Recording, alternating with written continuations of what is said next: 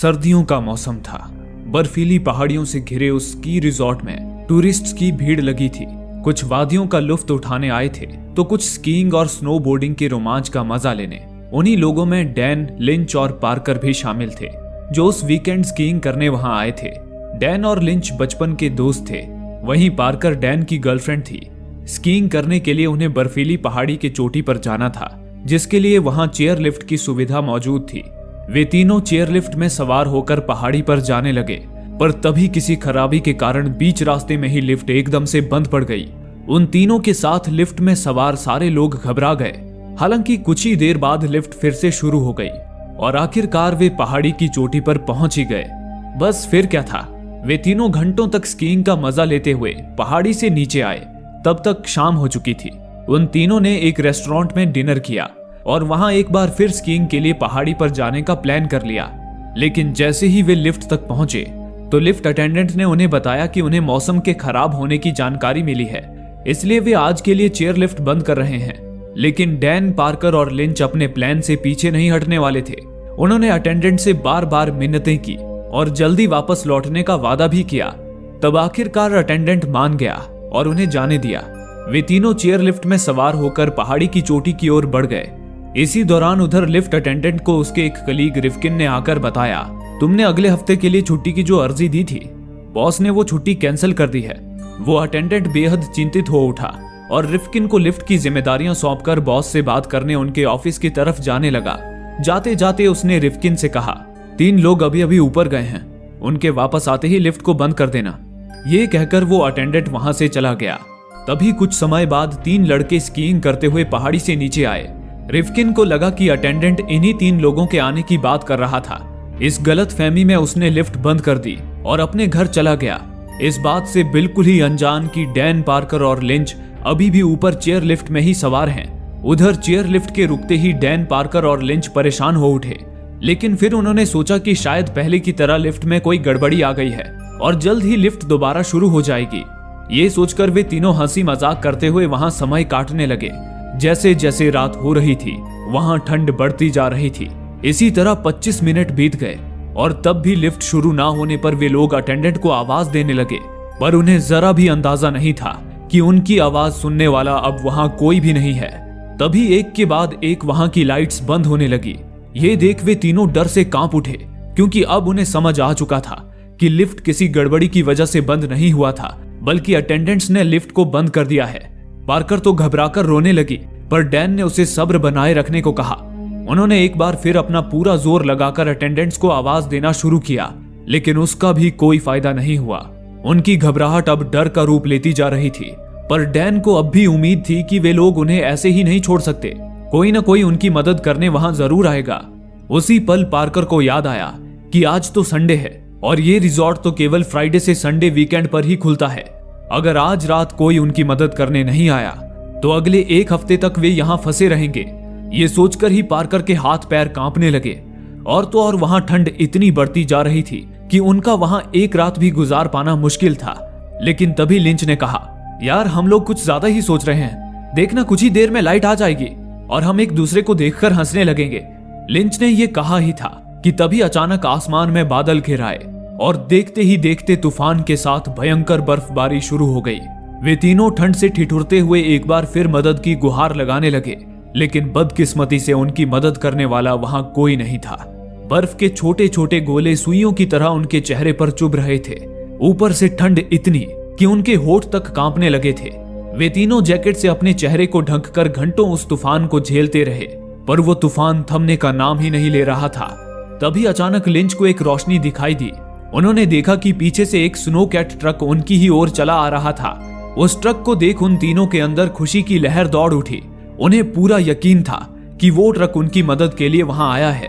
तीनों जोर जोर से मदद के लिए आवाज लगाने लगे, पर तभी वो ट्रक उनसे कुछ दूर पहले ही रुक गया।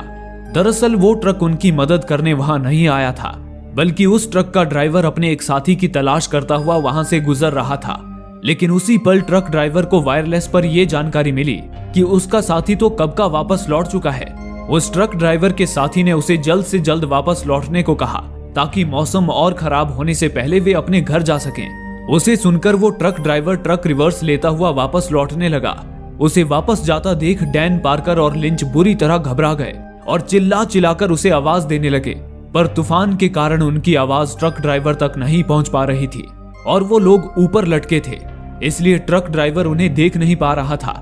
ये देख उन्होंने उसका ध्यान खींचने के लिए जल्दी जल्दी अपनी स्की और ग्लासेस उसकी गाड़ी के सामने फेंके, पर वो ड्राइवर गाड़ी रिवर्स में ले रहा था, जिस कारण उसकी नजर पीछे थी, इसलिए वो उन्हें देख नहीं पाया और रिवर्स में ही वहां से निकल गया। इस घटना ने उनकी वहां से निकलने की सारी उम्मीदों पर पानी फेर दिया था। वे तीनों मायूस होकर बैठ गए।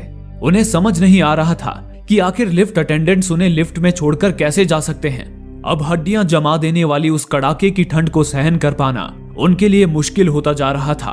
अब उनके अंदर मौत का खौफ बढ़ता ही जा रहा था। ऊपर से अब ठंड के कारण पार्कर की स्किन में जलन होनी शुरू हो गई थी।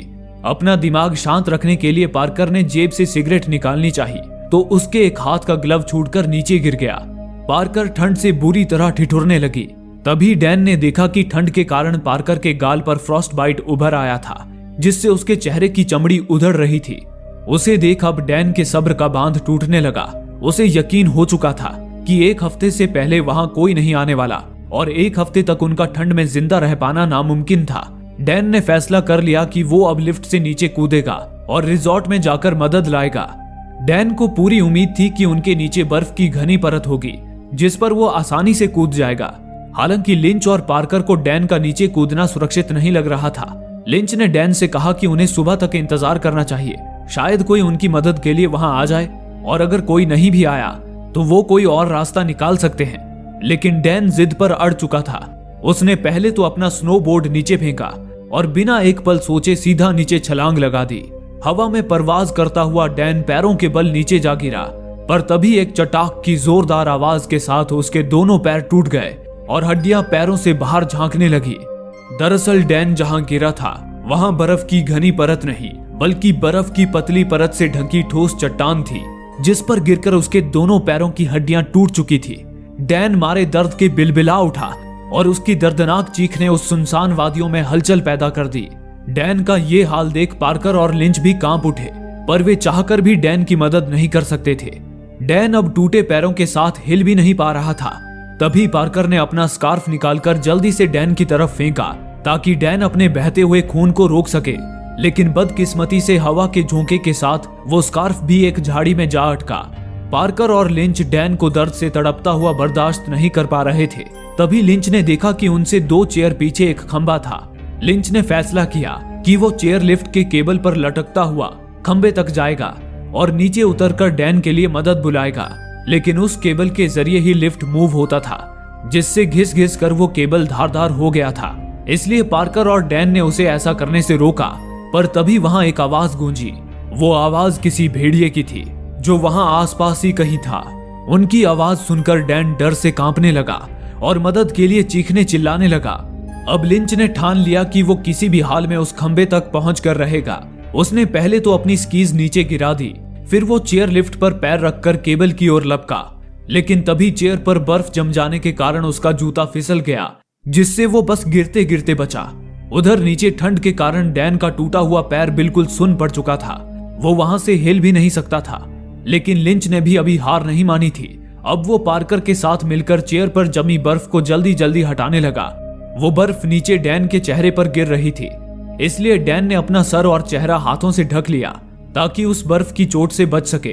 तभी अगले ही पल जैसे ही डैन ने अपने चेहरे से हाथ हटाया तो सामने देख उसकी जान ही हलक में आ गई, क्योंकि उसके सामने अब एक आदमखोर भेड़िया खड़ा गुर्रा रहा था। मारे डर के डैन कांपता हुआ एक ही जगह पे जम गया। तभी ऊपर से पार्कर ने अपना स्नोबोर्ड जोर से उस भेड़िए की तरफ फेंका, जिससे वो डरकर वहां से भाग गया। डैन की जान में जान आ गई। इसके बाद लिंच ने जरा भी देरी नहीं की और पार्कर की मदद से चेयर लिफ्ट पर पैर टिकाकर ऊपर मौजूद केबल पर लटक गया और अपने हाथों के बल सावधानी पूर्वक आगे बढ़ने लगा। अभी लिंच थोड़ी ही दूर पहुंचा था कि तभी न जाने उसने ऐसा क्या देखा कि वो जल्दी वापस चेयर लिफ्ट पे आ गया और पार्कर का चेहरा अपनी तरफ मोड़कर बिल्कुल घबराए हुए लहजे में बोला, नीचे मत देखना। लेकिन पार्कर खुद को नहीं रोक पाई। उसने जब नीचे देखा तो उसकी रूह कांप गई, क्योंकि नीचे भेड़ियों के एक झुंड ने डैन को चारों तरफ से घेर लिया था। तभी अगले ही पल वो भेड़िए बड़ी ही बेरहमी से डैन को नोच घसोट कर उसे जिंदा ही खाने लगे। लाचार डैन अब अपना बचाव तक नहीं कर पा रहा था। वहीं पार्कर और लिंच भी बेबस थे। वो रोने और चीखने के अलावा कुछ नहीं कर पाए। आखिरकार डैन ने तड़प तड़प कर वहीं दम तोड़ दिया और वे भेड़िए अपनी भूख मिटाकर वहां से चले गए। डैन की ये बेरहम मौत देखकर पार्कर और लिंच गहरे सदमे में थे।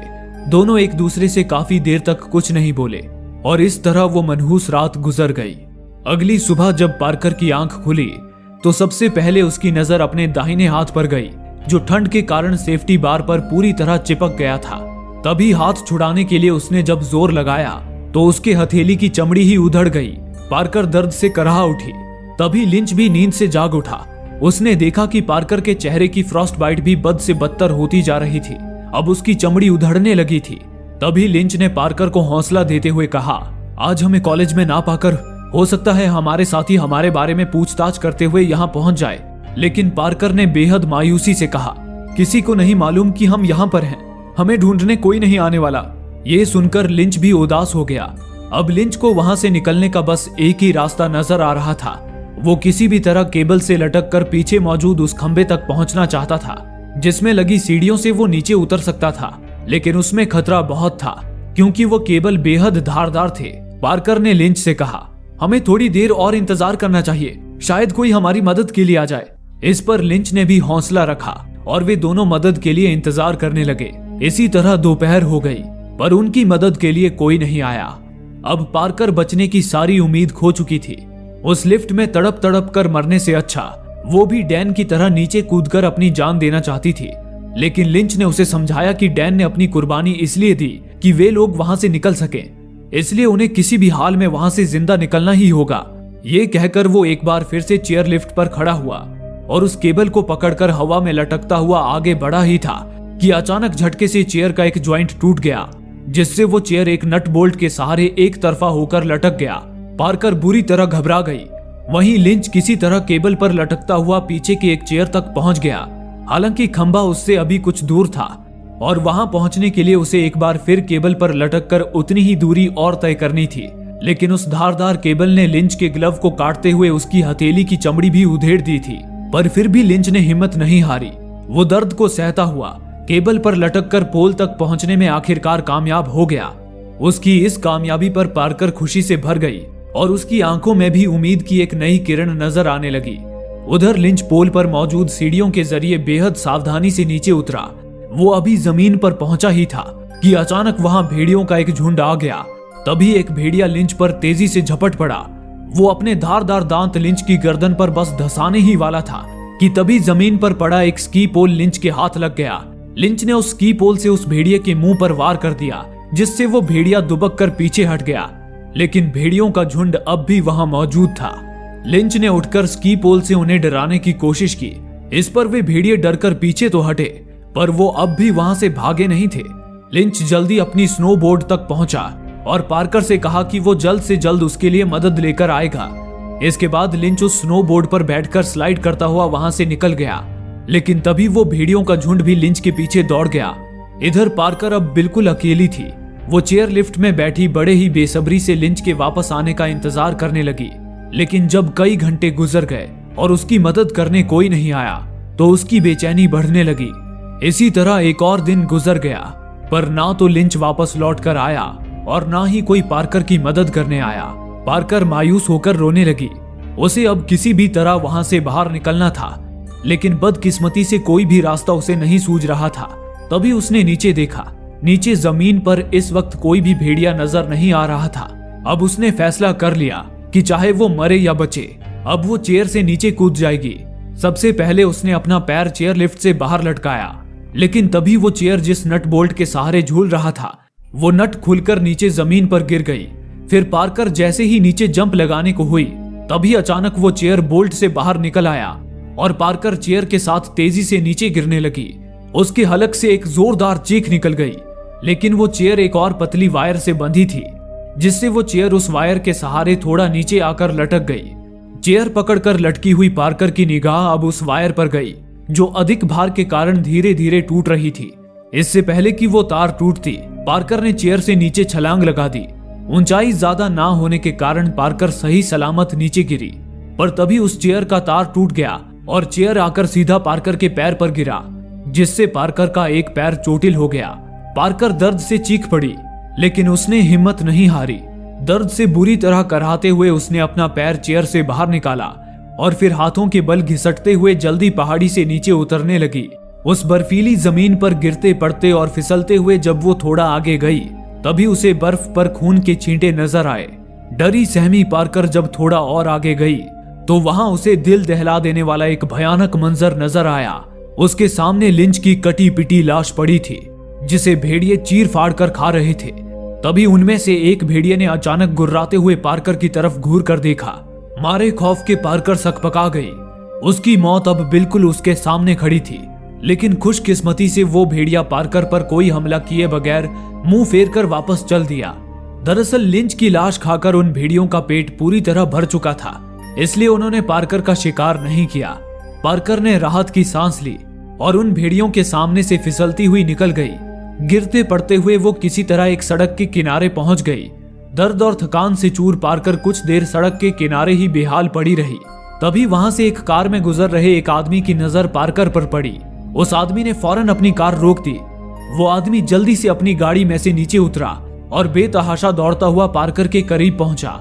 फिर बिना वक्त गवाए उसे जल्दी से उठाकर अपनी गाड़ी में बिठाया और फिर तेजी से हॉस्पिटल की तरफ चल पड़ा। उस आदमी ने पार्कर को दिलासा देते हुए कहा, तुम हिम्मत मत हारना, हॉस्पिटल यहाँ से सिर्फ 10 मिनट की दूरी पर है, तुम्हें कुछ नहीं होगा। पर उस वक्त पार्कर को खुद के दर्द से ज्यादा डैन और लिंच की मौत का दर्द रुला रहा था, जिनकी कुर्बानी की वजह से पार्कर मौत से जीत आई थी। पार्कर अपनी आंखें बंद कर डैन की यादों में खो गई और इसी के साथ ये कहानी यहीं समाप्त हो गई। ये कहानी हमें सिखाती है कि हालात चाहे कितने ही नासाजगार, कितने ही मुश्किल भरे क्यों न हो, हमें उम्मीद का दामन कभी नहीं छोड़ना चाहिए, क्योंकि ये उम्मीद ही हमें मंजिल तक पहुंचाती है। दोस्तों, आप में से काफी लोगों का कहना है कि हमारे वीडियोस आप तक नहीं पहुंच पा रहे हैं।